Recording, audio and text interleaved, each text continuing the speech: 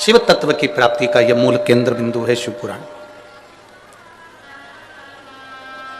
अपने बेटों से, अपनी बेटी से, अपने घर में रहने वाले लोगों से अपने को एक रिश्ता बनाना पड़ता है,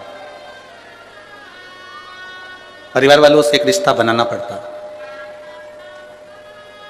यह हमारा बेटा है, यह हमारी बहू है, यह हमारी बेटी है, यह हमारे कुटुंब वाले हैं, यह हमारे परिवार वाले हैं। शिव महापुराण की कथा कहती है कि परिवार वालों से एक रिश्ता बनाना पड़ता है, पर परमात्मा से कोई रिश्ता बनाना नहीं पड़ता, वो रिश्ता अपने आप बन जाता है और निभता भी है।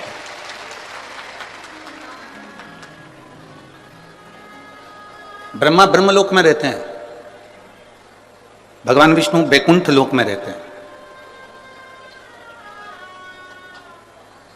ब्रह्मा ब्रह्मलोक में है, भगवान विष्णु बैकुंठ लोक में है, और केवल एक देवाधिदेव महादेव जो ना ब्रह्मलोक में है, ना बैकुंठ लोक में है, ना इंद्र लोक में है, अपने भक्तों के दुख को दूर करने के लिए मृत्यु लोक में विराजमान इस पृथ्वी पर है, इस भूमि पर, इस धरा पर है। तुम्हारे नजदीक में जो होता है वो आपके दुख को समझता है। पत्नी को तकलीफ हुई तो पति उसके दुख को समझता है, पति को तकलीफ हुई तो पत्नी उसके दुख को समझती है, बेटे को तकलीफ हुई तो माँ उसके दुख को समझती है, बेटी को तकलीफ हुई तो बाप उसके दुख को समझता है, भाई को तकलीफ हुई तो भाई उसके दुख को समझता है। कारण वो आपके करीब में, आपके नजदीक में। जो नजदीक में होगा वो दुख समझेगा।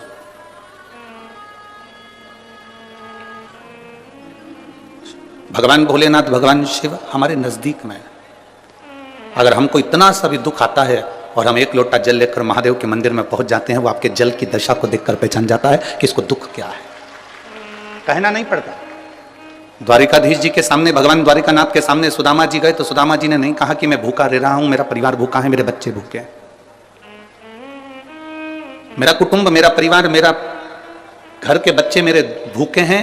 ये सुदामा जी ने कृष्ण भगवान के सामने नहीं कहा। भगवान कृष्ण के आगे ये बात उन्होंने कही नहीं कि मेरे बच्चे भूखे हैं, मेरी पत्नी भूखी है, मेरा परिवार भूखा है, ये बात नहीं कही। केवल उन्होंने तंदूल की पोटली निकाली, चावल की पोटली निकाली और तंदूल की पोटली निकाल कर दे दी।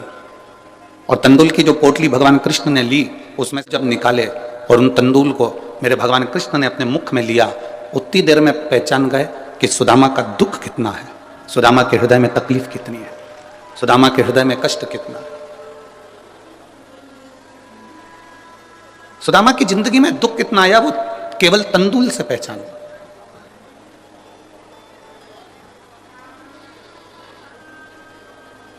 आपको जाकर देवाधिदेव महादेव के सामने ये नहीं कहना है कि मेरा दुख कितना है। आपको महादेव के सामने जाकर ये नहीं कहना है कि मेरा कष्ट कितना है।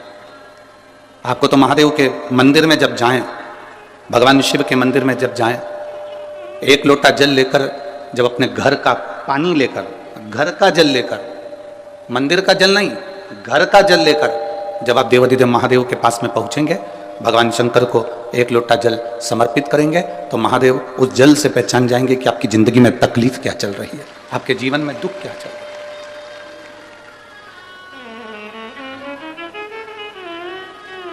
पति को बार बार कहना पड़े कि मेरे सिर में दर्द हो रहा है, मेरे सिर में दर्द हो रहा है, मेरे सिर में दर्द हो रहा है, और पत्नी फिर दवाई दे या बाम की शीशी ला कर दे, वो एक अलग बात है। पति के सिर में दर्द हो, पति का चेहरा बता दे कि इसको क्या तकलीफ है, और पत्नी तुरंत दौड़कर पानी का गिलास लेकर आए या दवाई का बॉक्स, मेडिकल बॉक्स लेकर आए और अपने पति को पूछे कि लाओ मैं आपको कुछ दवाई दे दूं, आपका चेहरा अच्छा नहीं लग रहा है, आपका स्वरूप अच्छा नहीं लग रहा है, आज आपके चेहरे पर रौनक नहीं है, मुझे लगता है आज आपको कोई कष्ट है, आप कोई टेंशन में हो, डिप्रेशन में हो, आपका चेहरा बोल रहा है कि आपको कोई तकलीफ है, लाओ मैं तुम्हें कुछ दवाई दे दूं, कुछ गोली दे दूं, ग्लूकोज दे दूं, पानी दे दूं, कुछ नींबू पानी मंगा दूं, नारियल पानी बुलवा दूं। पति को कहना ना पड़े कि मेरे को ये तकलीफ है और पत्नी मेडिकल का बॉक्स लेकर आ जाए और आपका चेहरा देखकर पहचान जाए कि आप तकलीफ में हो, तो समझ लेना कि पति और पत्नी का संबंध बड़ा प्रबल संबंध है। वो जान गई कि चेहरे से कि मुझे तकलीफ क्या है। उसी तरह महादेव के मंदिर में आप जब एक लोटा जल लेकर शिव के मंदिर में बस केवल उसकी दरवाजे पर पहुंचो और मंदिर में जब आप एक लोटा जल चढ़ाओ, आपके हाथ के जल चढ़ते से महादेव पहचान जाए कि इसको तकलीफ क्या है, तो समझ लेना तुम्हारी भक्ति प्रबल हो गई, तुम्हारा विश्वास दृढ़ हो गया, तुम्हारा भरोसा पक्का हो गया। एक भरोसा भी तो पक्का होना चाहिए। गुरु नानक देव जी के 2 पुत्र, 4-5 शिष्य। ऐसा नहीं कि गुरु नानक देव जी के लिए सब ठीक नहीं थे, सब श्रेष्ठ थे। गुरु नानक देव जी ने तो हर पंक्ति में यह बात कही है कि सब में रब को देखो, साइयां सब में समाया।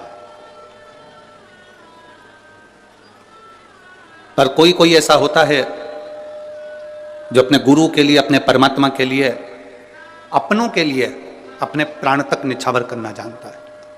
कोई कोई होता है, सब नहीं। पड़ोसी तुम्हारे बन सकते हैं, कॉलोनी में रहने वाले तुम्हारे बन सकते हैं, दूर रहने वाले तुम्हारे बन सकते हैं। दूसरों को अपना बनाना सरल है, पर अपनों को अपना बनाना दुनिया का सबसे कठिन काम है। आप दूसरे को अपना बना सकते हो, दूसरे को अपना बना लोगे, वो सरल है, पर जो अपने हैं उनको अपना बनाकर रखना यह दुनिया का सबसे कठिन काम है।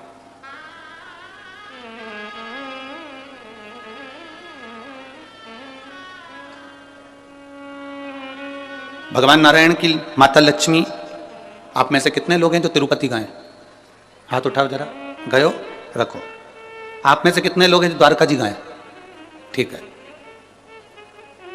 रखिए। आप में से कितने लोग हैं जो कभी पंढरपुर गए हो? कभी गए हो? रखिए। आप में से कितने लोग हैं जो बद्रीनाथ गए हो? ठीक है। बद्रीनाथ के मंदिर में, बद्रीनाथ जी के पास में लक्ष्मी जी बैठी हैं क्या? अरे बोलो तो जम के। नहीं। द्वारकाधीश में, द्वारकाधीश के पास में रुक्मणी जी बैठी हैं क्या? द्वारकाधीश के नजदीक में? नहीं। पंढरपुर में हरि विठल जी के पास में रुक्मणी जी बैठी हैं क्या? नहीं। तिरुपति में नारायण के पास में लक्ष्मी जी बैठी हैं क्या? नहीं।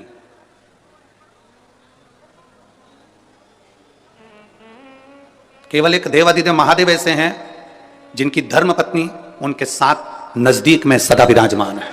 केवल एक। ब्रह्मा जी के पास में ब्रह्माणी नहीं है, इंद्र के पास में इंद्राणी नहीं है, नारायण जी के पास में लक्ष्मी भी दूर हैं, द्वारकाधीश से रुक्मणी जी भी दूर हैं, बद्रीनारायण में बद्रीनाथ जी से लक्ष्मी जी दूर हैं, पर केवल एक देवाधिदेव महादेव हैं जिनके पास में पार्वती जी साथ में बैठी हैं, साथ में।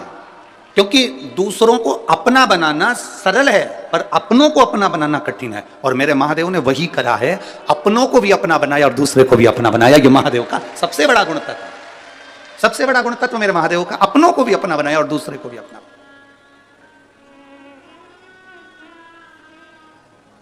एक बार गुरु नानक देव जी जा रहे थे, उनके सारे शिष्य उनके साथ, उनके पुत्र उनके साथ में थे।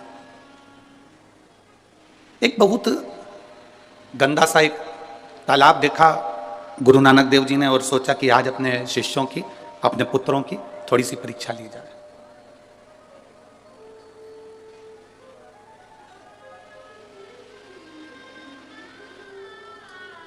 उनके पास में कटोरा का पात्र था, उस कटोरे को गुरु नानक देव जी ने उस गंदे तालाब में फेंक दिया। बैठ गए, सब आए, सारे शिष्यों से कहा कि मेरा कटोरा इस गंदे नाले, इस गंदे तालाब में गिर गया है, कोई निकाल के ला दो। पुत्रों ने भी मना कर दिया, चले गए। शिष्य भी चले जा रहे हैं। केवल एक गुरु नानक देव जी का एक शिष्य लहना ऐसा था, उस लहना ने जब देखा और गुरु नानक देव जी ने कहा कि गुरुदेव आप बैठे हो? हाँ। क्यों? मेरा कटोरा इस गंदे तालाब में गिर गया। अभी कोई निकल कर नहीं गए क्या? सब गए। मेरे बेटे भी निकल कर गए, मेरे शिष्य भी निकल कर गए, पर कोई गंदे तालाब में कूदने को तैयार नहीं। लहना ने कहा गुरुदेव आपको कटोरा चाहिए? हाँ, लहना ने एक बार भी कुछ बात नहीं करी और लहना कूद गया उस गंदे तालाब में और कटोरा निकाल कर अपने गुरुजी को हाथ में लाकर दे दिया। गुरुदेव, ये कटोरा। गुरु नानक देव जी ने कहा कि तूने ये नहीं पूछा कि कटोरा गिरा कैसे, कटोरा गया कैसे? तूने एक बार भी नहीं पूछा कि ये कटोरा गिरा कैसे, गया कैसे, गंदे तालाब में पड़ा कैसे? गुरुदेव, आपने कह दिया ना कि कटोरा बस तालाब में गिर गया। अगर शिव का वचन, शिव महापुराण के शब्दों पर, गुरु के शब्दों पर यदि एक विश्वास पक्का है तो फिर उस विश्वास पर अगर तुम चल दिए तो यह निश्चित है कि एक ना एक दिन गुरु की और शिव की कृपा जब बन गई तो जिंदगी में अपनी हाल हो ही जाओ। फिर आपको निहाल होने में कोई दिक्कत नहीं है।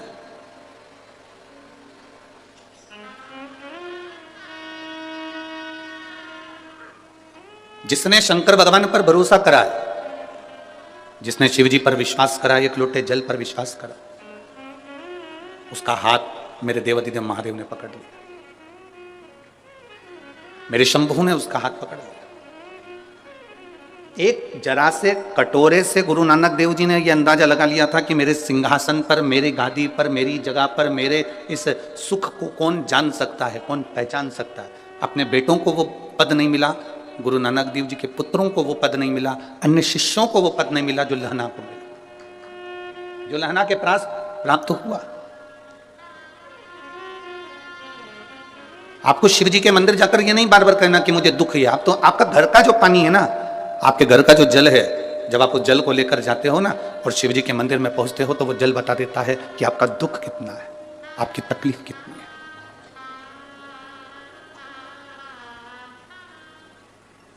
आरओ लगाने वाले को आप एक बार अपने घर पर बुलाना। आया आपके घर पर कभी आरओ लगाने वाला? आरओ का जो मशीन लगाने वाला आपके घर पर आया होगा, सबसे पहले वो पानी की जांच करता है। बोलो री जीजियों, ओ बटिंडा वाली, और जितने मेरे जीजा बैठे हैं वो भी बोलो सही है कि गलत है। आरओ लगाने वाले को आप अपने घर पर बुलाएंगे तो पहले वो पानी की जांच करेगा, इसमें खार कितना है, मिट्टी कितनी है, कितना क्लीन है, वो जांचेगा। फिर कहेगा कि मशीन लगा तो दे रहे हैं परंतु इसका जो फिल्टर है वो हर 15 दिन में खराब हो जाएगा क्योंकि इसमें मिट्टी ज्यादा है और खार ज्यादा है। तुम्हारा महीने का खर्चा तो जरूर होगा पर पानी क्लीन हो जाएगा। तुमने कहा साहब लगा दो, एक मशीन आरओ की लगाओ, हमारा ये पानी क्लीन होना चाहिए, पीने के लायक हो जाए। शिव जी के ऊपर जब एक लोटा जल चढ़ाने के लिए आप जाते हैं तो जैसे मशीन पानी को क्लीन करती चली जाती है, धीरे धीरे रोज जब हम देवाधिदेव महादेव पर एक लोटा जल समर्पित करते जाते हैं तो हमारी जिंदगी का दुख भी, कीचड़ भी भगवान भोलेनाथ क्लीन करते चले जाते हैं धीरे धीरे साहब।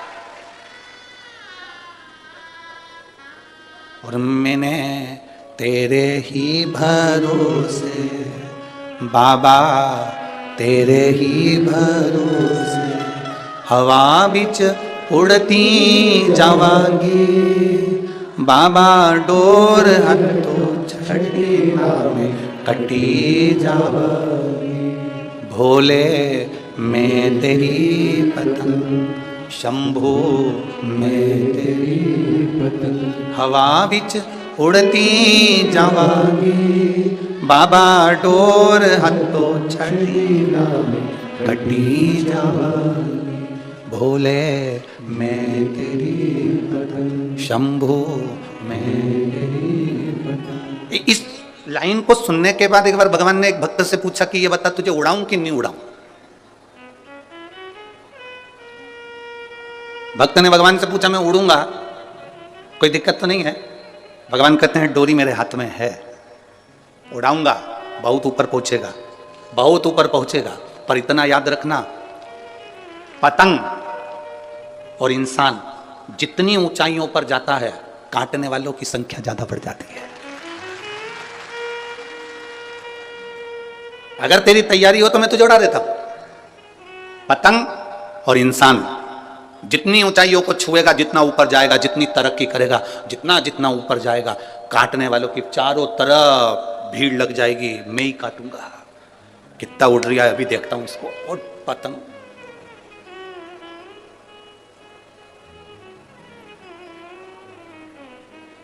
हमारे हिंदू धर्म में, हमारे सनातन धर्म में तो एक दिन दे दिया काटने के लिए, मकर संक्रांति का दिन, कि पतंग उड़े तुम काटो, मना नहीं है, बिल्कुल मना नहीं है। एक दिन दिया है मकर संक्रांति का कि पतंग उड़ रही है तुम काटो, मना नहीं है, पर रोज मत काटो।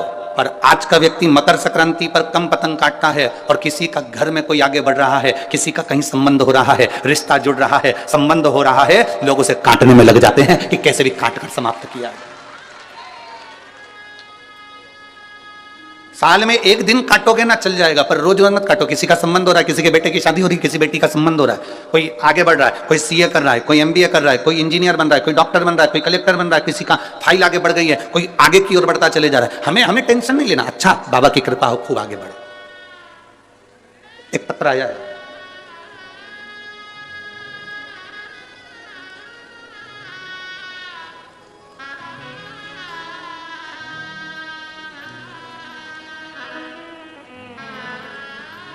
मेरा नाम देवी सुमरानी है, मैं हनुमानगढ़ की रहने वाली हूँ।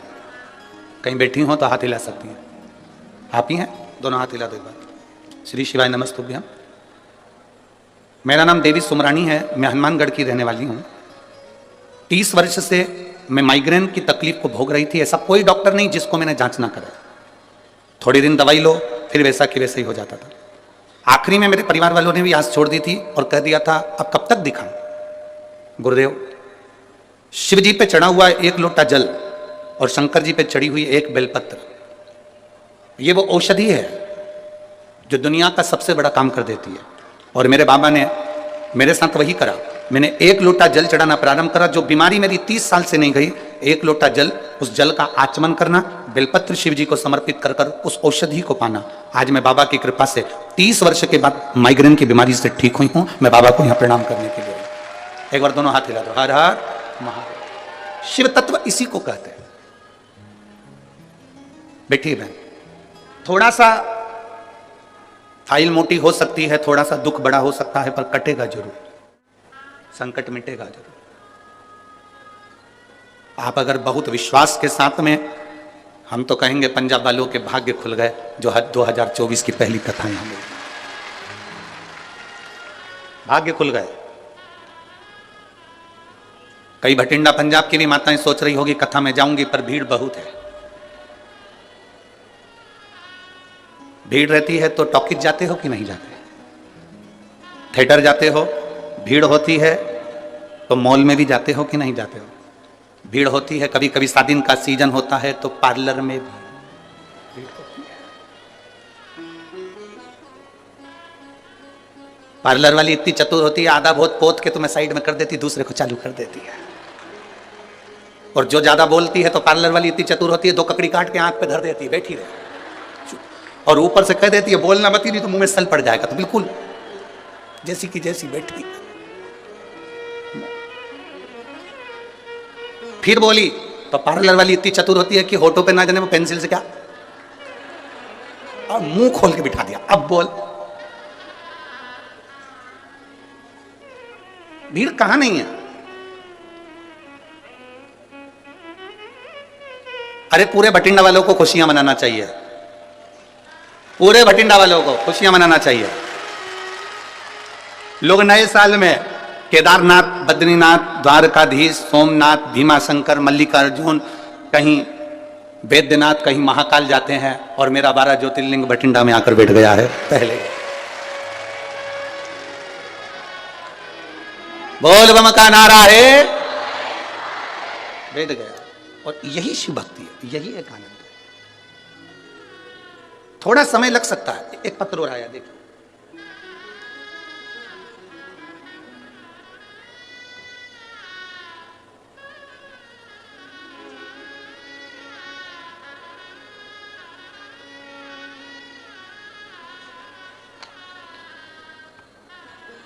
मेरा नाम पूनम रानी, मैं गांव भूलन, सही है, पंजाब की रहने वाली हूँ। गांव भूलन, पंजाब की रहने वाली। मेरा मोबाइल नंबर ही है। कहीं बैठी हैं आप? ही हैं, दोनों हाथ हिला दो। श्री शिवाय नमस्तुभ्यम। अब कमर काम कर रही है बढ़िया, नीचे बैठते बन रहा है, ठीक है। बाबा मेरी रीढ़ की हड्डी में गैप हो गया था डॉक्टर के हिसाब से। मैं हमेशा 24 घंटे बिस्तर पर पड़ी रहती थी, 1 मिनट भी उठकर कोई कार्य नहीं कर पाती थी। एक बार रिमोट मेरे हाथ में था टीवी का और चैनल चेंज करते करते शिव महापुराण की कथा सुनी। आपने 31 मूंग के दाने का एक बड़ा सुंदर भाव वर्णन किया था जो शिव के समर्पित करना था। एक बेलपत्री को खाना था। बस शिव जी के मंदिर में मेरे परिवार वालों से कहकर 1 लोटा जल पहुंचा देती। ऑपरेशन नहीं कराना चाहती थी क्योंकि डॉक्टर के हिसाब से सही हो पाती कि नहीं हो पाती, पक्का पता नहीं था कि मैं उठूंगी कि नहीं उठूंगी। बेलपत्र रोज खाती, रोज बाबा को जल चढ़ाती। आज मैं बाबा को धन्यवाद देने के लिए, प्रणाम करने के लिए आई हूं कि अब मैं नीचे भी बैठ सकती हूं और बैठकर कथा भी सुन सकती हूं और चल भी सकती हूं। यह शिव तत्व है। और घड़ी है सुनो, बैठिए बहन, हर हर महादेव, बैठिए। शिव तत्व की प्राप्ति का मूल बैठिए।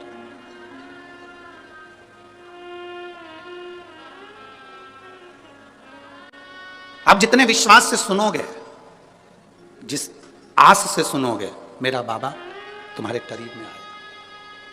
और खाली ना जाता कोई, जिसको आता है वो अच्छे आवाज में हमारे तक आवाज पहुंचे बड़े भाव से। खाली ना दर से तुम्हारे खाली ना जाता कोई, दर से तुम्हारे मैं भी खड़ी हूँ नंदी बाएं पसारे। अपने हृदय से लगा लो गिरा जा रहा हूँ, उठा लो भोले अपने दर से अब तो ना टालो, गिरी जा रही हूँ, उठा लो। ये शिव की कथा है, ये शंकर का वरदान है, ये शंकर की करुणा है, ये शंकर की उदारता है। दूसरे को अपना बनाना सरल है पर अपनों को भी अपना बनाना कठिन है। बहुत बढ़ोगे, ऊंचाइयों पर पतंग जाएगी तो काटने वालों की संख्या बढ़ेगी। पर हमें नहीं घबराना। आप ऊंचाइयों पर जा रहे हैं, अपनी मेहनत के बल पर जा रहे हैं, अपनी मेहनत के बल पर चल रहे हैं। शिव महापुराण की कथा में ना तो कोई बेल दी जाती है, ना कोई भभूति दी जाती है, ना कोई नरियल दिया जाता है, ना तंत्र दिया जाता है, ना मंत्र, ना कोई विद्या। शिव महापुराण की कथा में ना कोई ढोंग होता है, ना कोई प्रपंच होता है। शिव महापुराण की कथा में तो केवल एक विश्वास होता है कि हम शंकर के मंदिर तक जाएं, बाबा पर 1 लोटा जल चढ़ाएं, और तुम इस भरोसे पर मत रहना कि सियोर वाला महाराज तुम्हारे दुख को मिटाने के लिए आएगा। सियोर वाले महाराज को भी दुख आता है तो बाबा मिटाने के लिए आता है, तो तुम्हारा दुख भी वही मिटाने के लिए आएगा। किसी ढोंग और प्रपंच में नहीं फंसना हमको। केवल एक शंकर का दरवाजा ऐसा दरवाजा है, शिव का द्वार एक ऐसा द्वार है, जाना तो ढोंग है ना प्रपंच है। वहां कोई ढोंग प्रपंच नहीं है, केवल एक काम है तुम्हारा, 1 लोटा जल और 1 बेलपत्र। बेलपत्र भी तुम्हारे पास होए तो चढ़ाओ, नहीं हो तो मंदिर की बेलपत्र उठाकर मंदिर में चढ़ा दो, मेरा शंकर स्वीकार कर लेगा। उसको दिखावे से मतलब नहीं, उसको बिल्कुल दिखावा नहीं चाहिए।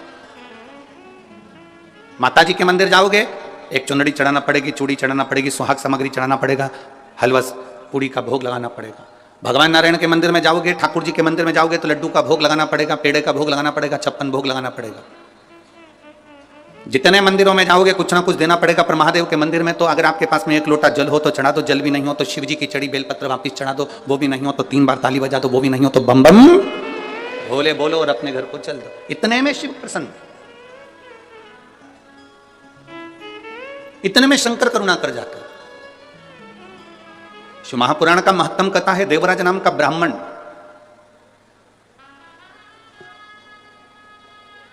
चोरी का धन है उसके पास में, चोरी की संपदा है उसके पास में। किसी ने एक प्रश्न पंढरपुर की कथा में कहा था, गुरुजी व्यक्ति चोरी क्यों करता है? कोई आपसे पूछे, कोई आपके सामने ये प्रश्न रख दे कि व्यक्ति चोरी क्यों करता है, तो आप क्या उत्तर दो? उसका एक उत्तर है, व्यक्ति चोरी क्यों करता है? शिव महापुराण में देवराज की कथा को सुनना और बिंदुक की कथा को सुनना। देवराज की पत्नी, उसके बच्चे, उसके लिए भोलेनाथ बहुत कुछ दे देते थे, 2 समय का भोजन देते थे, पेट भर देते थे, उसके लिए, उसके परिवार को चलाने के लिए बाबा कोई कमी नहीं लाते थे।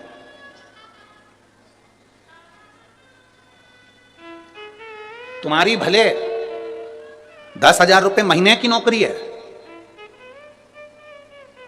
तुम्हारी पत्नी वो मिलेगी जो 10,000 रुपए महीने की नौकरी को भी एडजस्ट कर लेगी। तुम्हारे बच्चे ऐसे होंगे जो 10,000 रुपए महीने से जो तुम कमाई कर कर लेकर आ रहे हो उसमें एडजस्ट हो जाएंगे। भगवान बनाता ही ऐसा है कि उतने में तुमको संतुष्ट कर कर रखता है। पर जब तुम गलत मार्ग पर जाने लगते हो, किसी गलत स्त्री के संग में आ गए, किसी गलत नारी के संग में आ गए, मदिरा पीने वाले के संग में आ गए, जुआ खेलने वाले के संग में आ गए, व्यसन में डूबने वाले के संग में आ जाते हो, तो फिर भगवान का दिया हुआ वो 10,000 रुपए महीने की नौकरी तुम्हें कम लगने लगती हो और तुम कहीं ना कहीं से पैसा बहुत कमाना चाहते हो। जब तुम अपने लिए कमाते हो तो 10,000 में पूर्ति हो जाती है, पर तुम जब गलत व्यक्ति का संग पकड़कर गलत तरह से गलत लोगों के लिए कमाना चालू करते हो तब तुम्हें चोरी करना पड़ती है। जब तक तुम चोरी नहीं कर पाते, जब तक तुम्हारा परिवार चल रहा है, दृष्टिपूर्ण है, तो तुम्हें चोरी की जरूरत नहीं, तुम्हें चोरी की जरूरत नहीं है। देवराज बहुत अच्छा था, उसकी पत्नी अच्छी थी, उसके बच्चे अच्छे थे, पर देवराज एक वेश्या के संग में पड़ गया, एक गलत स्त्री का संग पड़ गया देवराज को। और वो गलत स्त्री का संग ऐसा पड़ गया कि उस स्त्री ने कह दिया कि मुझे जो रानी के गले में हार पड़ा हुआ है वो हाल मुझे चाहिए।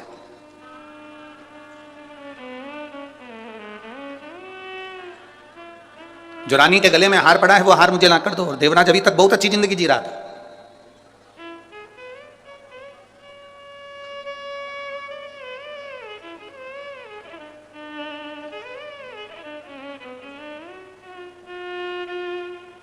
वैसे व्यक्ति कम मरता है, पर जब व्यक्ति फैशन में थोड़ा सा पड़ने लगता है तो जल्द ही मरता है, कहीं ना कहीं ऐसे चुंगल में फंस जाता है कि वो फिर निकल नहीं पाता है।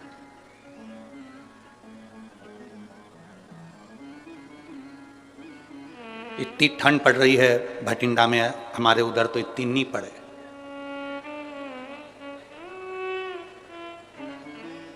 इतनी ठंड,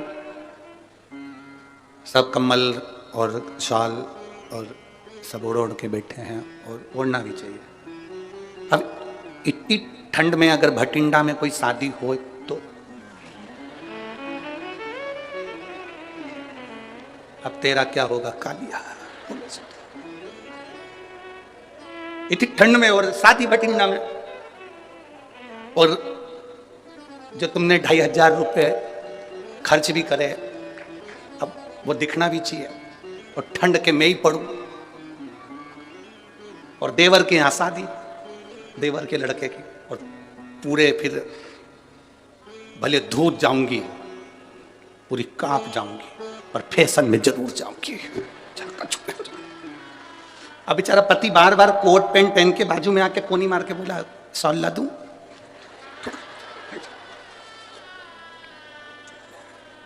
सॉल भी लेके चलिए, पर वो यूं नहीं है।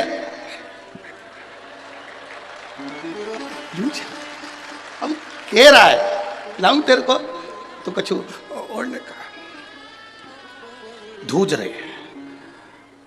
गुलाब जामुन चम्मच में थी, कब बाजू वाले के प्लेट में पहुंच गई मालूम मेरे। अब बोले, अरे तेरे डमरू की धुन सुन के मैं काशी नगरिया ही हूँ, तेरे डमरू की धुन सुन के मैं काशी नगरिया। देवराज अपनी पत्नी और बच्चों के लिए कमाता, वो उस तक तो कोई तकलीफ नहीं थी, खूब आ रहा था, बाबा खूब दे रहा था। पर एक वेश्या का संग मिल गया देवराज को, और उस वेश्या ने कह दिया कि जो रानी के गले में हार पड़ा है वो हार मुझे चाहिए।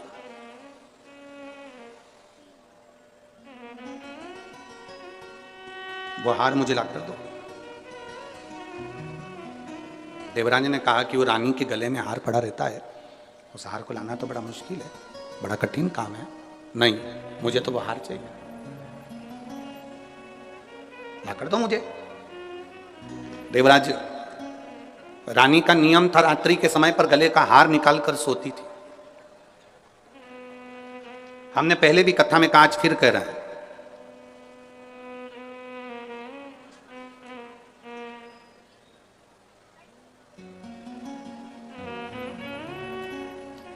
चोटे की नजर तुम्हारे गले पर होती है, चेन पर होती है, मंगलसूत्र पर होती है।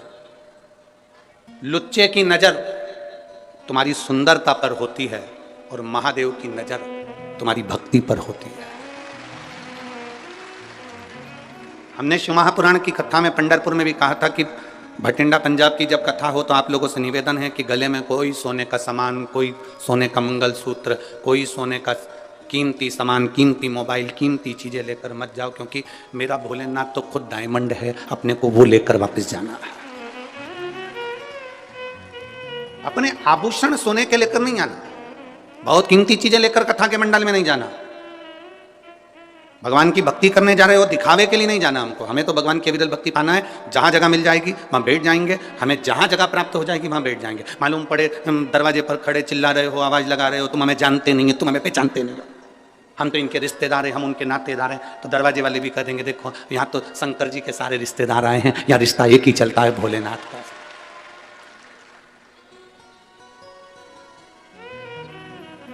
दो बजे कथा चालू होती है, 5 बजे विराम होती है। 5 बजे तक कथा सुनो, अपने स्थान पर बैठो। आखिरी में जब 5 बजे कथा पूरी हो, कर्पूर गौरम हो, तब उस भूमि को नमन कर कर उसकी रज अपने मस्तक लगाकर घर जाना। 7 दिन की कथा तो भटिंडा में हो जाएगी, पर यह विश्वास है कि इतने जो पत्र आप लोग भेज रहे हो, 3 महीने के अंदर तुम्हारा भी एक पत्र इस व्यासपीठ पर जरूर आएगा, ये पक्का।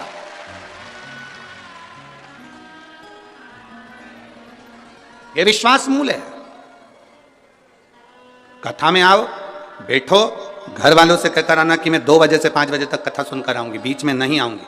स्थान ग्रहण करूंगी तो मैं 5 बजे कर्पूर गौरम कर्णावतारम होगा, आरती होगी, तभी उठूंगी, उसकी रज धारण कर कर फिर जाऊंगी।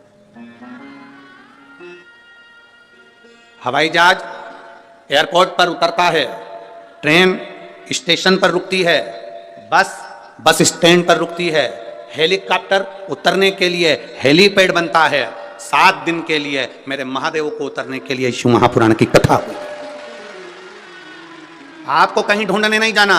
7 दिन सेवा करो, भजन करो, कीर्तन करो। भगवान ने धन दिया हो तो किसी का मुंह झूठा कराओ, जल हो पीने की व्यवस्था करो। हाँ, ठंड ज्यादा पड़ रही है, ठंडा पानी नहीं दे सकते, थोड़ी अपनी 2 बाटल हम कहते हैं साथ में लाओ करो, तो उसमें गर्म पानी किसी पड़ोसन को दे दो, पी ले, ज्यादा ठंडा नहीं, बड़े भाव से आनंद से सेवा का मौका मिला है। जितनी जितनी सेवा कर सकते हो और जितना जितना भजन कर सकते हो। 7 दिन भटिंडा वालों के इस पवित्र, समझ लो वो हेलीकॉप्टर को उतरने के लिए हेलीपैड बनाया जाता है, हेलीकॉप्टर उतर जाता है। ये पंडाल शिव महापुराण का जहां लगता है और शिव पुराण जहां होती है, वहां 7 दिन मेरा भोलेनाथ उतर जाता है। क्या देगा, क्या करेगा? हमारा विश्वास इस शिव पुराण से इतना है कि कई कई माताएं और कई कई भाई ऐसे हैं कि वो 7 दिन के अंदर ही उनका पत्र भी यहां पहुंचेगा। अगर दिल से सुनी तो 7 दिन में ही दे देगा, वो दिल से सुनी। थोड़ा विश्वास प्रकट करो, भरोसा।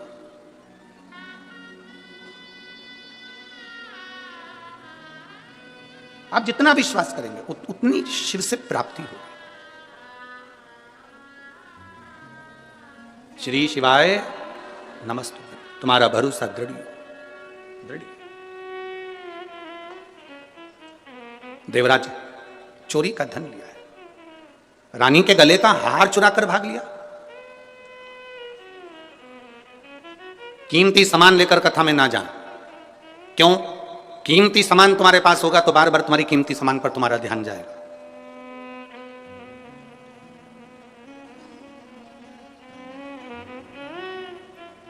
कीमती सामान की ओर तुम्हारा ध्यान ना जाए, इसलिए अपने घर छोड़कर आओ। यहां एक कीमती है शिव महापुराण की कथा। 7 दिन सुनो, और 7 दिन की शिव पुराण की कथा है। भागवत 7 दिन की होती है, शिव पुराण 7 दिन की होती है। विवाह होते हैं तो फेरे भी 7 लगते हैं। गोवर्धन पर्वत भी 7 कोस का है। हमारा जन्म, आपका जन्म सब 7 दिन में हुआ है। कोई रविवार को पैदा हुआ, कोई सोमवार को, कोई मंगल, कोई बुध, गुरु, शुक्र, शनि। इन्हीं 7 दिन में लोग पैदा होते हैं, इन्हीं 7 दिन में लोग चले जाते हैं। जिंदगी के केवल 7 दिन है। रविवार को जन्म हुआ, सोमवार को बड़े हुए, मंगलवार को ब्याह हुआ, बुधवार को बच्चे हुए, गुरुवार को बीमार पड़े, शुक्रवार को हॉस्पिटल गए, शनिवार को सीताराम हो गए। 7 दिन पूरे कंप्लीट हो गए। एक्स्ट्रा दिन मिला ही नहीं, किसी को नहीं मिलता। 7 वार हैं, रविवार, सोमवार, मंगल, बुध, गुरु, शुक्र, शनि, और एक बार और है, वो है हमारा परिवार। इसमें जितने रहकर भगवान का भजन कर सकते हो उतनी जिंदगी सार्थक हो सकती। छोड़कर नहीं। कोई महाराज भटिंडा में आकर कह दे तुम अपना घर छोड़ दो, बिल्कुल मत छोड़ना, मना कर देना, सियोर वाला महाराज मना करा, नहीं छोड़ूंगा। कोई तुमसे कह दे कि दिन भर भूखे रहो, बिल्कुल मत रहो, 4 टाइम खूब डपट के खाओ। कोई तुमसे कह दे फैशन छोड़ दो, बिल्कुल मत छोड़ो, और खजूर वाली चोटी बनाओ, नहीं छोड़ो। कुछ मत छोड़ो। हम जैसे अच्छे वस्त्र पहनना नहीं छोड़ते, भोजन नहीं छोड़ते, समय पर मैसेज देखना नहीं छोड़ते, मोबाइल चलाना नहीं छोड़ते, उसी तरह मैं शंकर की भक्ति भी नहीं छोड़ूंगी, पक्का है। बस उसमें दृढ़ रहो, अटल रहो। हाँ, थोड़ा शब्दों के कारण बस परिवार में मतभेद हो जाता है, वो चलता है। एक पत्नी का जन्मदिन था, और पत्नी का जन्मदिन, और पति इतना खुश था कि आज मेरी पत्नी का जन्मदिन है और मैं उसके लिए केक लेकर जाऊंगा, और उसने तुरंत केक वाले को ऑर्डर दिया कि तू केक बना। केक वाले ने पूछ लिया तुम्हारी पत्नी का नाम क्या है, तो उसने कहा मेरी पत्नी का नाम तपस्या है, और केक वाले ने केक बनाया, केक पत्नी के सामने ले गया, जो खोला और खोलते से ही लड़ाई चालू हो गई, क्योंकि केक पर तपस्या नहीं समस्या लिखा था। लड़ाई चालू। पति की कोई गलती है? अरे बोलो तो। उसने तो, उस केक वाले ने पूछा पत्नी का नाम क्या, उसने कहा तपस्या हो। अब केक वाले ने लिख दिया समस्या, और पत्नी के सामने केक पहुंच गया, बहुत बड़ी समस्या खड़ी हो गई। बहुत हो जाता है संबंधों में, कहीं ना कहीं थोड़ा ना थोड़ा कुछ बातें हो सकती हैं, पर हमें तपस्या की समस्या नहीं करना है। भक्ति करो, भजन करो, और जितना जितना भक्ति में डूबोगे उतना उतना सुख का एक आनंद पाओगे। देवराज सोने के आभूषण चुराकर जा रहा था एक वेश्या को प्रसन्न करने के लिए। दुनिया को प्रसन्न करने के चक्कर में व्यक्ति गलत काम कर बैठता है। दुनिया को प्रसन्न करने के चक्कर व्यक्ति गलत काम कर लेता है। पर यदि सही मार्गदर्शक हो और सही मार्ग प्रशस्त करने वाला हो तो व्यक्ति फिर भटकता नहीं है, फिर भटकेगा नहीं।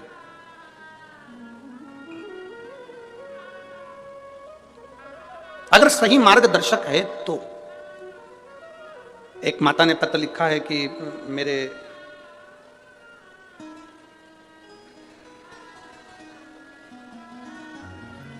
मैं राजेंद्र गर्ग, पत्नी रमेश कुमार गर्ग, बासी पावर हाउस रोड भटिंडा की रहने वाली। ठीक है, कहीं बैठी हैं क्या? अच्छा, श्री शिवाय नमस्तुभ्यम। मैं राजेंद्र गर्ग, पत्नी रमेश कुमार गर्ग, हम यहाँ के पावर हाउस रोड भटिंडा की रहने वाले हैं। मेरा मोबाइल नंबर ये है। गुरुजी, मेरे पेट में दर्द रहने लगा। हम लोग डॉक्टर के पास जांच करवाने के लिए गए, तो जांच के बाद डॉक्टर ने हमें बच्चेदानी में 3 बड़ी बड़ी गठनों का बताया। बच्चेदानी निकालने की डॉक्टर के हिसाब से ऑपरेशन करना जरूरी था और बच्चादानी पूरी निकालना थी। गुरुजी, घर वाले सब घबरा गए, अब करें तो करें क्या? तब किसी ने कहा कि शिवजी पे चढ़ा हुआ जल, और अगर सीहोर का कोई रुद्राक्ष आपके पास में हो तो उसको पीना, उसको तांबे के कलश में गलाओ, उसका पानी शिवजी को चढ़ाकर पियो। तब एक बेलपत्र शंकर भगवान को चढ़ाकर हमने खाना प्रारंभ करा। डॉक्टर से हमने केवल 20 दिन मांगे कि हम 20 दिन बाद ऑपरेशन करा लेंगे। डॉक्टर ने कहा ऑपरेशन जल्दी कराओ क्योंकि यह ऑपरेशन जरूरी है और गठान कोई साधारण नहीं है, बच्चादानी पूरी निकालना पड़ेगी। 11 दिन तक हमने बेलपत्र खाया, शिवजी पे चढ़ा हुआ जल पीना प्रारंभ करा। और गुरुदेव, जब हम दूसरी बार जांच कराने के लिए 11 दिन बाद हॉस्पिटल पहुंचे तो डॉक्टर ने स्पष्ट कह दिया कि तुम्हारी गांठें गल गई हैं और बाबा की कृपा दृष्टि ये हुई। गुरुदेव, हम यहीं भटिंडा के रहने वाले हैं, पावर हाउस रोड पर हमारा निवास है। हम बाबा का क्या वर्णन करें गुरुदेव, शिव शिव है। मेरा छोटा बेटा कभी भी शंकर के मंदिर नहीं जाता था, शिव को नहीं मानता था, पर हमारे कहने पर बाबा के मंदिर जाना चालू करा और बाबा को एक लोटा जल चढ़ाना प्रारंभ करा। उसने एक ही बात कही थी, माँ अगर तेरा शिव पुराण सही है, सत्य है, और शंकर की कथा अगर सत्य है तो मेरी सरकारी नौकरी लगना चाहिए। और बाबा की ऐसी कृपा हुई गुरुदेव कि मेरी पेट की गठान बच्चादानी की भी अच्छी हो गई और मेरे बाबा ने मेरे बेटे को सरकारी नौकरी भी दी। मैं बाबा को यहाँ धन्यवाद देता। एक बार दोनों हाथ उठाकर हर हर महादेव। मैं राजेंद्र गर्ग, पति रमेश कुमार गर्ग, वासी power house road Bhind Bathinda की रहने वाली हूँ। मेरा मोबाइल नंबर ये भटिंडा। शिव तत्व बैठिए, शिव भक्ति ओघड़ी हो सकता है। सारी समस्या का हल एक लोटा जल। आप शिव को जो जल समर्पित कर रहे हो, आप शंकर भगवान को जो एक लोटा जल दे रहे हो, आप भगवान शंकर का जो गुणगान कर रहे हो, आप शिव भक्ति को जो धारण कर रहे हो, सहज नहीं हो सकता, वो सरल नहीं है। हम तो यहां तक कहते हैं, और आप प्रैक्टिकल जरूर करना। सियोर वाले महाराज पर इतनी जल्दी भरोसा मत करना रे पंजाब वालों, सुन लो अच्छे से, प्रैक्टिकल करना। घुटना में दर्द है, कमर में दर्द है, पीठ में दर्द है, कहीं पर भी दर्द है, जब कथा का विराम हो रहा हो, कर्पूर गोरम हो रही हो, आरती हो जाए, तब जहां बैठे हो, भले वो दरी बिछी हो, आसन बिछाओ, जमीन हो, वहां की थोड़ी सी रज, क्योंकि जहां शिव पुराण होती है वहां का कंकर भी शंकर हो जाता है, उसकी रज हमारे शरीर पर जरूर है। 7 दिन तक श्रवण करो, भक्ति करो, भजन करो, धारण करो, और ये अविरल भक्ति है। देवराज चोरी का धन लेकर जा रहा था और चोरी का धन ले जाते देवराज इतनी ठंड पड़ गई, इतनी ठंड पड़ गई, इतनी शरीर में ताप हो गया, बुखार आ गया।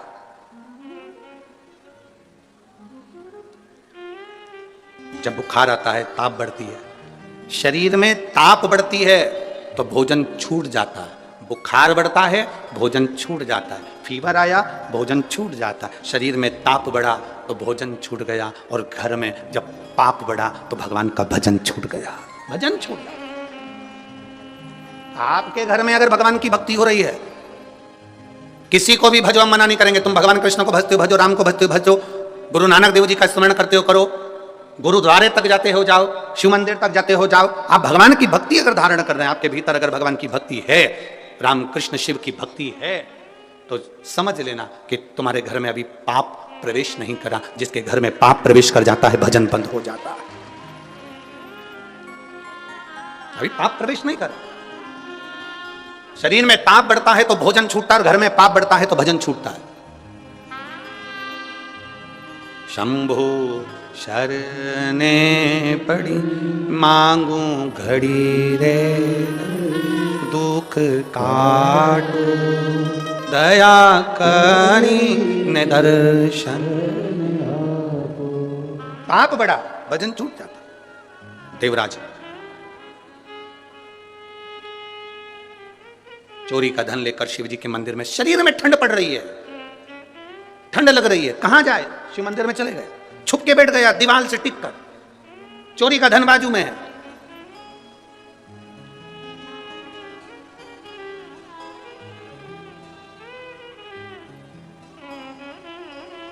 महाराज जब चोरी का धन लेकर वहां बाजू में बैठ गया, वहीं पर शिव पुराण की कथा हो रही थी और पंडित जी चिल्ला चिल्ला कर रहे थे, हर हर महादेव, बार बार कह रहे थे।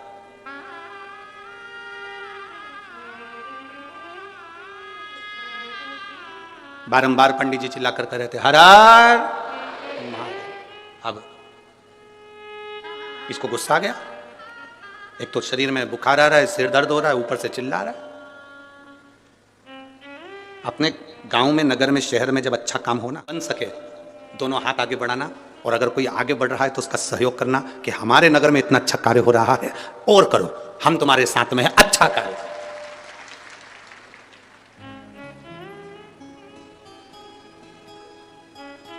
पर कई लोगों की आदत रहती है, जब अच्छा कार्य होता है तो बीच में टांग अड़ाते हैं। हम कहते हैं हाथ अड़ाओ, टांग नहीं।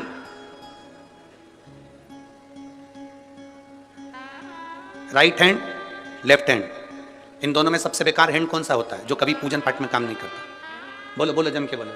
लेफ्ट। इस लेफ्ट हैंड को एक बार बड़ा दुख हुआ, भोजन भी करें लोग इसी से, भजन भी करें लोग इसी से, माला भी जपें इसी से, भोग भी लगाएं इसी से, सब काम में यही आगे होता है, मैं तो पीछे रह जाता हूं, मैं करूं तो करूं क्या। एक दिन ये लेफ्ट हैंड उल्टा हाथ एक संत के पास गया और उससे कहा, बाबा मेरा ये हाथ किसी काम का नहीं, फिर भगवान ने मुझे पैदा ही क्यों करा, एक ही हाथ दे देता, उसी से सब काम हो जाता, यज्ञ अनुष्ठान दान पुण्य श्रृंगार पूजन सब उसी से, मैं क्या करूं, मेरी जिंदगी में दुख ही दुख लिखा है, मैं किसी काम का नहीं। इतने में संत ने कहा, एक काम कर, जब वो सीधा हाथ राइट हैंड कोई अच्छा काम करे तो तू उसको टच कर लिया कर, टच कर लेगा तो तू भी पुजाता चले जाएगा, तू उसको टच कर ले। अगर तूने उसको टच कर लिया, जब से हमारे यहाँ नियम में हम आरती करते हैं तो हाथ टच कर लेते हैं, ये उल्टा हाथ उससे चिपक जाता है, दान करते हैं तो ये उल्टा हाथ उससे चिपक जाता है। उसी तरह कोई अच्छा काम कर रहा हो तो अपना फर्ज है अपने हाथ को उससे टच कर लो, भले अपना 1 रुपया खर्च नहीं हो, भले अपन कुछ नहीं कर सकते, पर टच में रहेंगे तो भी नैया पार हो जाएगी, ये निश्चित है। थोड़ा टच कर, थोड़ा सा, उसी को देख के टच मोबाइल हुआ, उसी को देख के टच।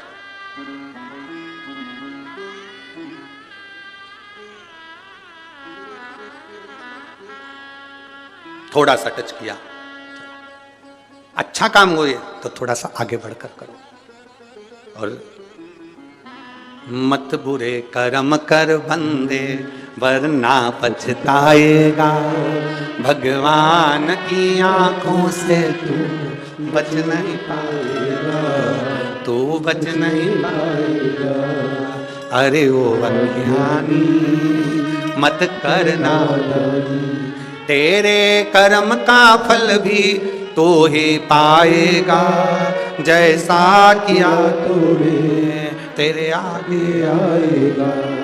मत बुरे कर्म कर बंदे वरना पछताएगा, भगवान की आंखों से तू बच नहीं पाएगा, तू बच नहीं पाएगा। थोड़ा कोई अच्छा कर रहा है हमें उसके साथ लग जाना है, कोई सत्कर्म कर रहा है हमें उसके साथ लग जाना है, कोई नेक कर्म कर रहा है हमें उसके साथ लग जाना है।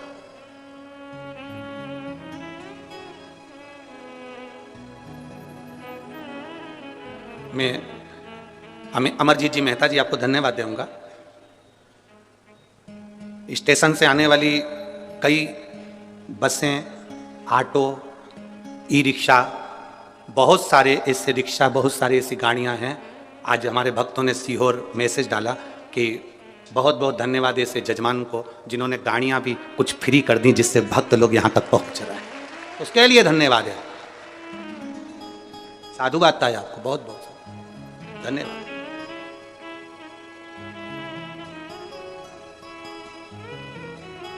और धन्य है भटिंडा के लोग, जितने ट्रस्ट हैं, जितनी धर्मशालाएं हैं, जितने गार्डन हैं, उनको मैं धन्यवाद दूंगा। उन्होंने भक्तों के लिए अपने अपने मंदिर, अपने अपने हॉल सब खोल दिए हैं कि पंडाल में ठंड पड़ेगी तो लोग वहां जाकर सो जाएंगे। मैं भटिंडा के सभी भक्तों को धन्यवाद देता हूँ। प्रत्येक समाज का व्यक्ति ने अपनी अपनी धर्मशाला, अपने अपने हॉल खोल दिए भक्तों के।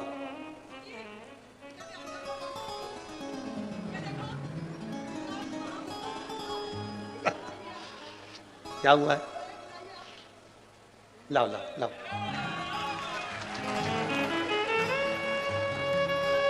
पूछो जरा, पूछो क्या हुआ जी।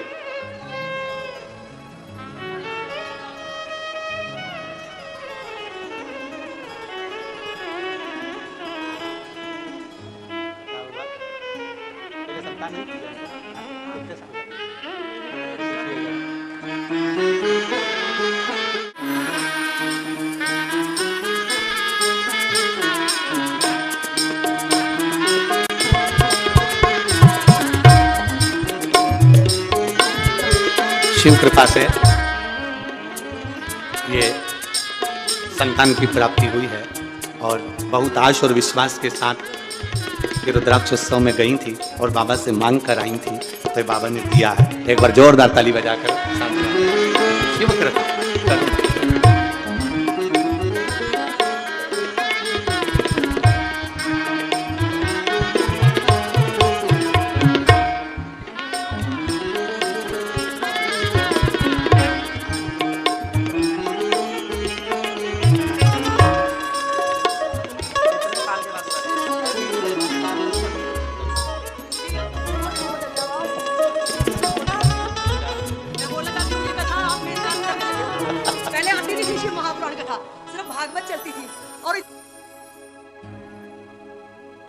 जिंदगी की कोई कथा क्यों नहीं करता, मेरे भोले बाबा को क्यों नहीं याद करता। पर गुरुजी आपने तो कमाल ही कर दिया। देखो ये स्वागत, हाय हाय महान। पहले की बेटियां थी, लोग अपशब्द कहते थे, अपने बच्चे तक कुछ छुपा लेते थे, पर ये बाबा ने दिया बेटा। मासी हूं मैं इसकी। शंभू मैं पंजाब में गवर्नमेंट टीचर हूं बाबा जी, फिर भी इतना विश्वास है बाबा। और आप इन पे ना बहुत आशीर्वाद।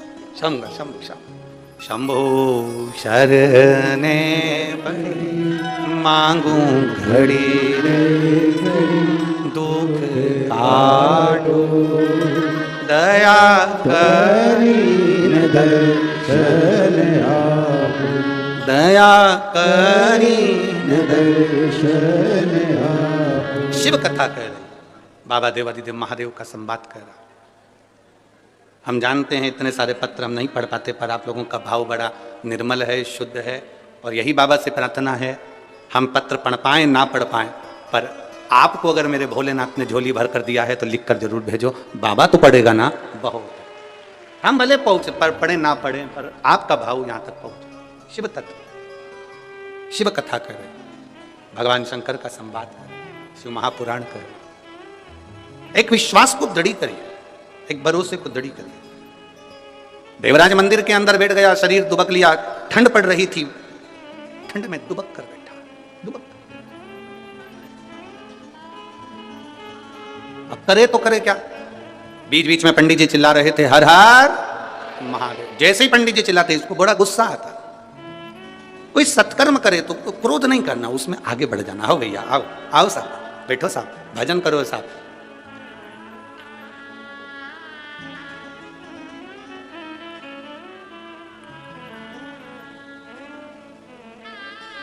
भटिंडा पंजाब से भी कई भक्तों ने सीहोर फ़ोन लगाए कुबेरेश्वर धाम पर कि हमको कहीं आगे बैठने की व्यवस्था मिल जाए, कहीं कहीं बैठने की व्यवस्था मिल जाए।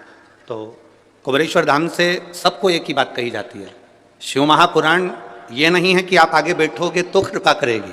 शिव महापुराण तो जहाँ बैठोगे और दिल से सुन लोगे वहीं पर करुणा कर देगी। शिव महापुराण का ऐसा नहीं है कि आप आगे बैठोगे तो बाबा कृपा करेगा, आगे जाओगे तो बाबा कृपा करेगा, ना ना ना ना। यहाँ देखो बस में और ट्रेन में बहुत अंतर होता है। बस में आगे की सीट देखी जाती है जिससे पीछे दचके ना लगे। ट्रेन में ये नहीं देखा जाता कि आगे की सीट है कि पीछे की है, उसमें दचके का काम ही नहीं है। शिव महापुराण में दचके का काम ही नहीं है, तुम्हारी मर्जी पड़े जहाँ बैठो। वो करुणा करने में देरी नहीं करता, तुम जहां बैठे हो वहां भजन करने में लग जाओ, तुम जहां बैठे हो।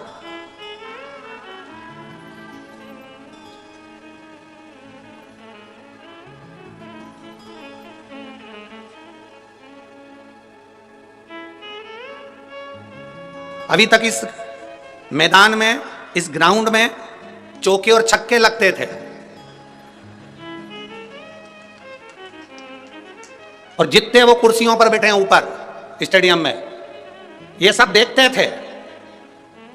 अब की बार तुम जितने स्टेडियम में बैठे हो तुम्हारे चौके छक्के लगेंगे और बाहर वाले देखेंगे कि बॉल कहां जा रही है।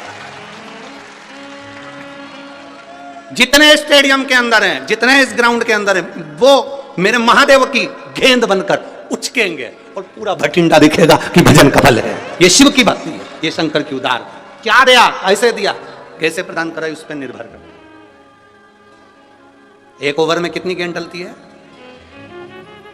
6 नहीं, एक ही ओवर में चलती है।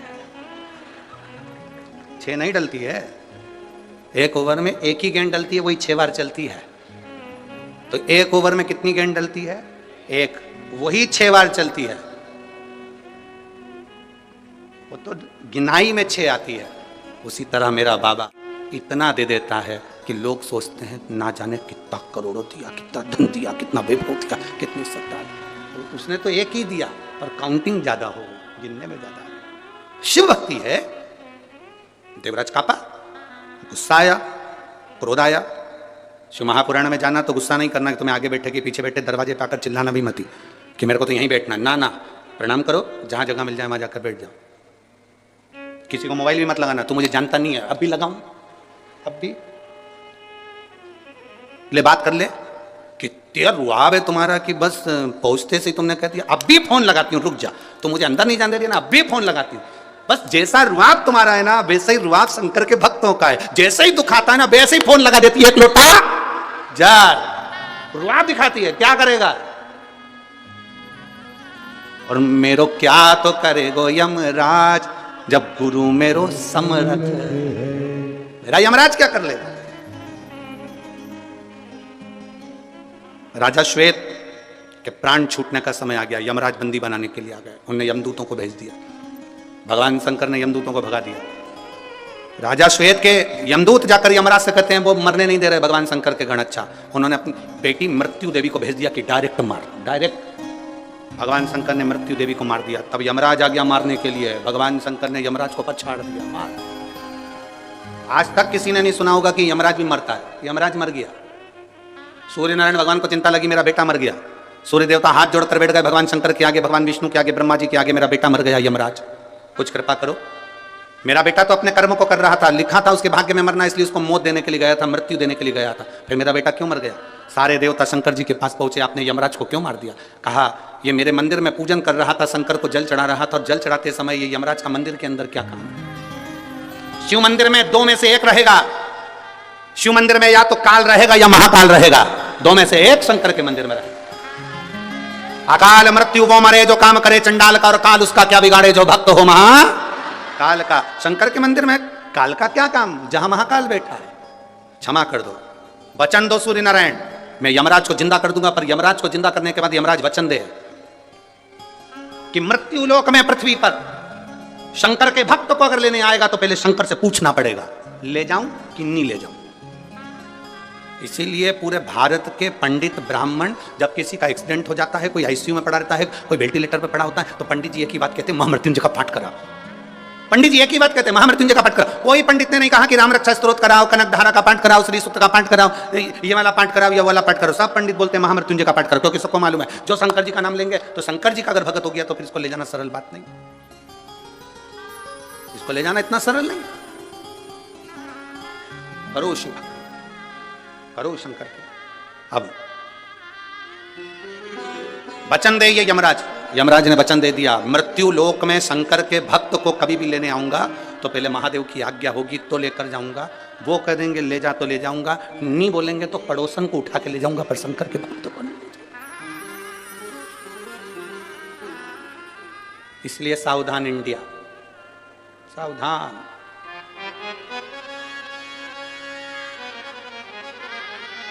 आप अगर शिव को जल चढ़ा रहे हो तो आप शंकर के हो, शंकर के, शिव से दूर नहीं हो। आपसे कोई पूछे ना, आप जब अपने घर जाओ और कोई पूछे कहां गई थी, कहां गई थी आज, स्पष्ट कह देना आज मैं पार्लर गई थी। पार्लर?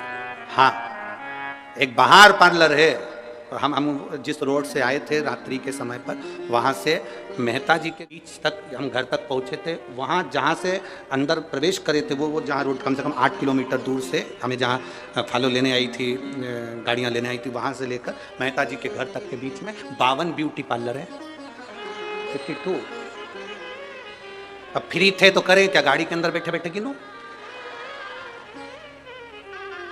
सिमरन ब्यूटी पार्लर और ना जाने कितने पार्लर। तो हमने भी सोच लिया है नए साल में ये पार्लर हमारा, ये पार्लर। बस अंतर इतना है, बाहर जो पार्लर हैं उन पार्लर में बाहर का श्रृंगार होता है जिससे पति रीझ जाता है, और इस पार्लर में आत्मा का श्रृंगार होता है जिससे महादेव रीझ जाता है। ये भी पार्लर है, ये आत्म श्रृंगार का पार्लर है, इसमें आत्मा का श्रृंगार होगा। 7 दिन हमें इतना सुंदर इस आत्मा को कर लेना है, अपनी बुद्धि को, अपने चित्त को आनंदित कर लेना। इस आत्मा का श्रृंगार इतना सुंदर कर लेना है कि मेरा महादेव, वो कहते हैं ना, ऐसी रंगो गुरुदेव चुनर मेरी, ऐसी रंगो राम लक्ष्मण भरत शत्रुघ्न हनुमत मेरी चूनर में। राम लक्ष्मण भरत शत्रुघ्न हनुमत मेरी चूनर में। सरयू जैसी लहरा पाड़े, ऐसी रंगो गुरुदेव चुनर मेरी, ऐसी रंगो चुनर मेरी, ऐसी रंगो। देवराज विचार कर लिया कि यहाँ तो पंडित जी चिल्ला रहे हैं, मैं बाहर चले जाऊं, और सहन नहीं हुआ, गुस्सा कर कर, क्रोध कर कर, चिड़चिड़ कर कर दूर चले गया शिव से। ना जाइए।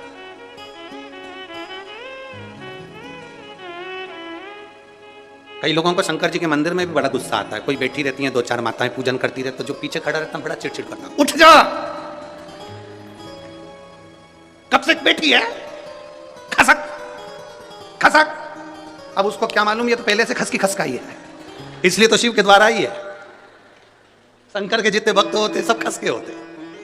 तुम कभी भी शंकर जी के मंदिर जाना, आराम से तुम दर्शन कर रहे हो, पीछे से आके कौन चिल्ला दे, कौन खसका हुआ, हार हार। आगे खड़े थे वो डिप्रेशन में आ गए, कौन था,